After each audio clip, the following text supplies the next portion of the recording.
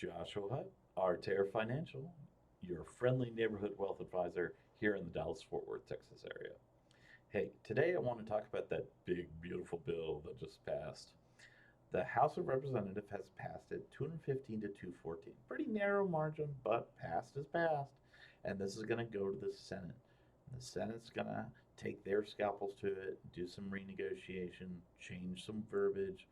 So this isn't a final version, but it's probably pretty close to what we're going to see. Let's talk about what we can find in it. Right now, the number one thing, and was most critical for the Republicans to get done, is to codify the original tax cuts in the first Trump term.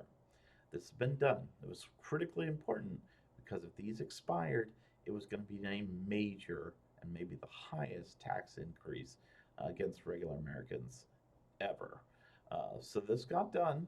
That makes it easier for business and individuals to plan not only for their investment in business world, but just their regular home life as well. So thank goodness for that.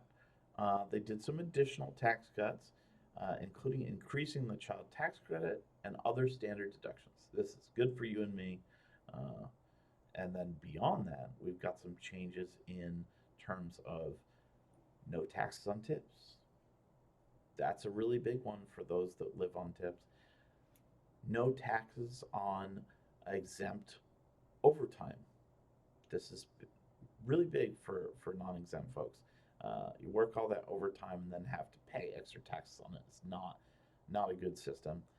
This makes it easier for businesses that no longer have to keep track of such things, easier for individuals that don't have to do the same, and then they get to keep more money in their pocket, and then they can spend that money as they see fit. This is good for individuals, good for families, and I think good for businesses.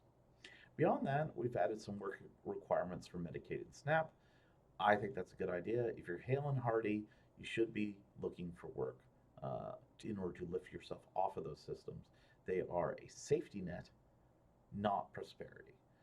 And I think that change is positive, whether people realize it or not.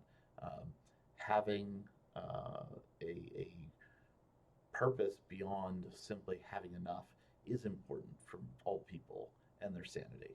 Um, it also removes illegal aliens from those roles. I think that's important. No other civilization is expected to take care of folks that aren't paying their fair share, aren't part of the system, and aren't their own citizens. I could not expect to receive any benefits if I were to go to, let's say, China, Japan, the UK, or any other country for that matter.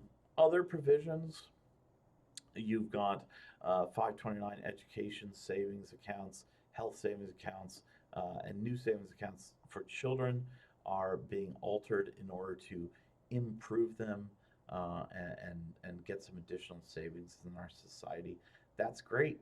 I only wish the federal government started to recognize that they are spending money faster than they could print it, which we will have to deal with eventually. And finally, one of the larger line items is defense spending. Why do we do all this defense spending? Well, without strength, there can be no peace. Um, the U.S. is always been at the forefront since the post-World War II era in terms of projecting strength, technological strength, warfighting strength, best strategic and tactical doctrine, logistics, and so on and so forth. In order to keep doing that, we have to spend more money. Some of the hot zones that we have to look out for is Southeast Asia. Our friends in the CCP government want to increase the size of their own projection, and we have allies that would be overrun if we were to abandon them. Beyond that, we have our buddies in the Middle East that can't seem to hug it out, who are always making some noise there. And then we have potential threats to the European Union and our other friends and allies in that region. Looking at you, Russia. And then we've got South America, which has its own problems. Um, with all those things done, uh, This bill, once passed the Senate, is going to make things easier for businesses and individuals to make decisions about.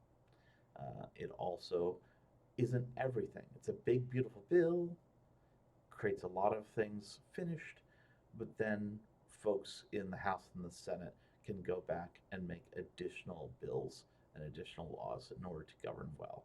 I hope they do so. I encourage them to, and to really start to codify some of the things that have been done in Doge and other cost-saving measures.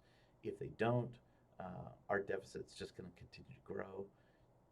We do need to broaden our economy, and that's going to come from small business and medium business, not necessarily the huge businesses that capture most of the media's attention.